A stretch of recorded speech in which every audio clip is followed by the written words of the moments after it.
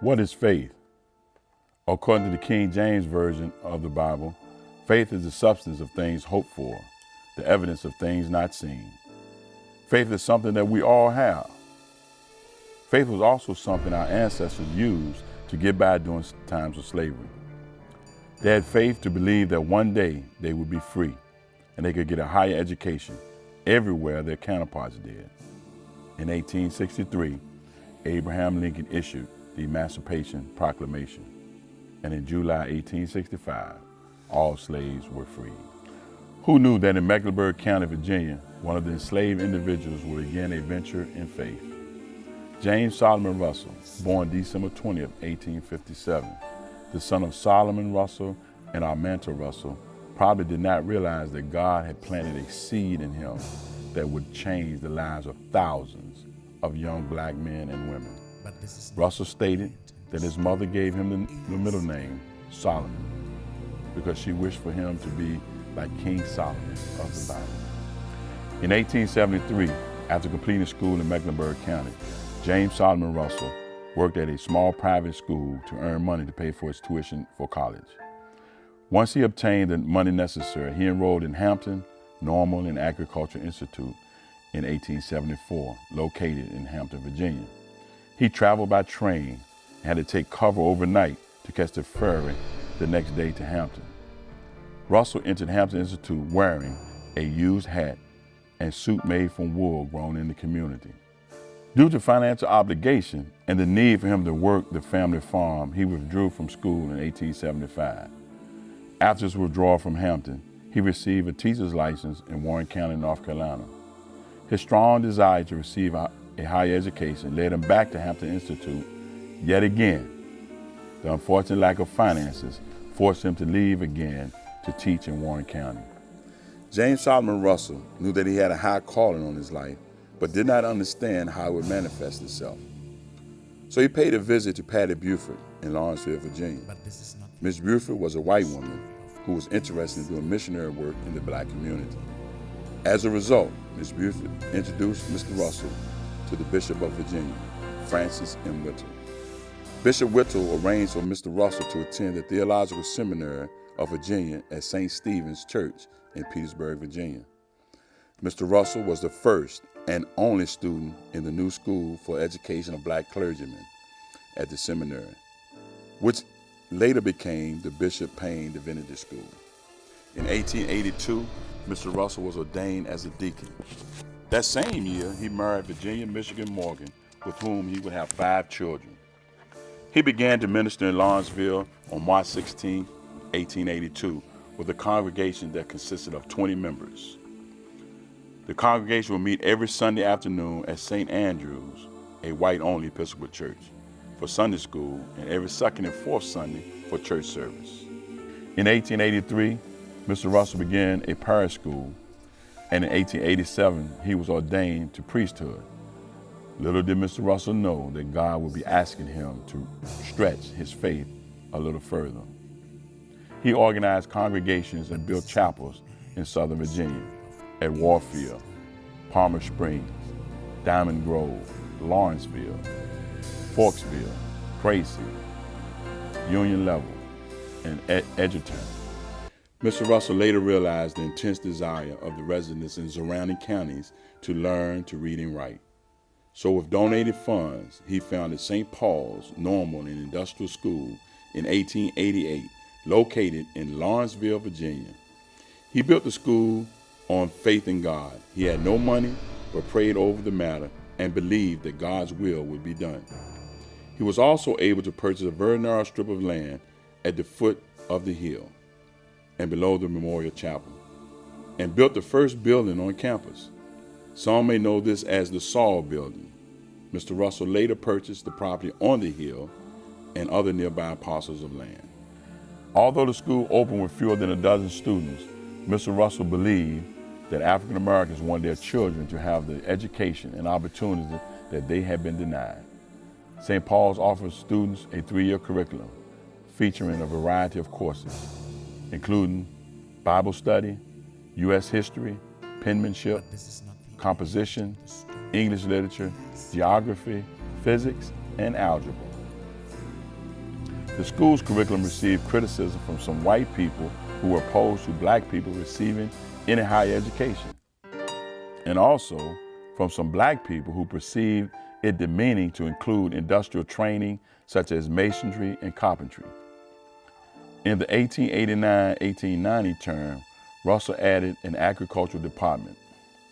By March 4, 1890, St. Paul's was incorporated and had an enrollment of 348 students. Over the next few decades, Mr. Russell was able to purchase more land to expand the campus. It should be noted that the school did face financial hardship, but he stayed the course and kept the faith. By 1898, the institution had become financially stable. As a result, in 1900, the school added more classes to the curriculum, such as blacksmithing, printing, shoemaking, farming, dressmaking, tailoring, and cooking. In 1905, Mr. Russell helped organize the St. Paul's Farmers Conference, which was a catalyst for black economic improvement. From the time of his founding of St. Paul's, Mr. Russell traveled across the country to raise money for the institution. He received help from the likes of John P. Morgan, Fred Kirby, Julius Rosenwald, and the General Education Board founded by John D. Rockefeller. While building the school for the advancement of colored people, they had financial budget concerns, but his faith was steadfast. A bishop of New York declared to Mr. Russell that he predicts that St. Paul's would be extinct. No, sir. How can it become extinct? In the first place, it is the work of God. And secondly, it is an institution of this great church of ours. It cannot become extinct. Board of Education, and in 1929, a junior college program was established that included advanced rhetoric, education, psychology, sociology, and literature. Mr. Russell received numerous awards and recognition. In 1893, he was appointed the first archdeacon of colored work in the nascent Diocese of Southern Virginia. He received an honorary Doctor of Divinity from the Protestant Episcopal Theological Seminary in Virginia and an honorary Doctorate of Law from Monrovia College in Liberia. He was elected suffragan bishop of the Diocese of Arkansas in 1917 and offered the position of Bishop of the Diocese of North Carolina in 1918. However, he declined for his work at St. Paul's wasn't over. He also received the 1928 Harmon Foundation Gold Medal for his achievement in religious and educational work. He was elected member of the Pi Gamma Mu National Honor Social Services Society. In 1928, Dr. Russell retired, but the board did not accept his resignation until December 13, 1929. At that time, St. Paul's enrollment was at 800 students. Mr. Russell's son, James Alvin Russell, succeeded him as principal following his retirement. Later, in 1931, he was named an honorary trustee of the Yorktown Sesquicentennial Association. The ceremony was attended by the President of the United States. Dr. Russell died March 28, 1935, and was buried next to his wife at the St. Paul's Memorial Chapel Cemetery. In 1941, St. Paul's became a four-year college with a liberal arts curriculum. In October 1996, Russell was designated a local saint for the Diocese of Southern Virginia. In the words of Archdeacon Russell, they are the true measure of the work. Extensive acres, numerous buildings, and increased income do not alone make an institution. The men and women who have passed through St. Paul's are the living, the real St. Paul's. What St. Paul's actually is, what its ideals are, they represent. St. Paul's College continued to flourish during the years to come. Many students matriculated through or graduated from St. Paul's College, such as world-renowned jazz and pop singer William Clarence Billy Eckstein, NBA draft pick Antoine Smith, NFL Hall of Famer Darrell Green, international student, former president of the Namibia Chamber of Commerce and Industry, Dr. Martha Namunjibo Tilahan, NFL player Greg Toller, actress Nikki Carr, and actor-model Jason Newsom. Former Ohio House of Representatives member Barbara Boyd, other politicians, along with many successful teachers, military officers, and other influential professionals.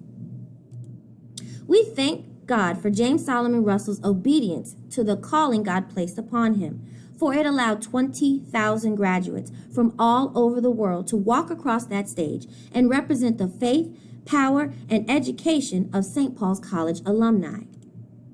In 2013, that adventure of faith flickered, but in 2020, that faith rekindled a flame that is stronger than ever. As a tribute to his dedication and accomplishments, in January 2020, the state of Virginia proclaimed March 28th and every subsequent year the James Solomon Russell Day.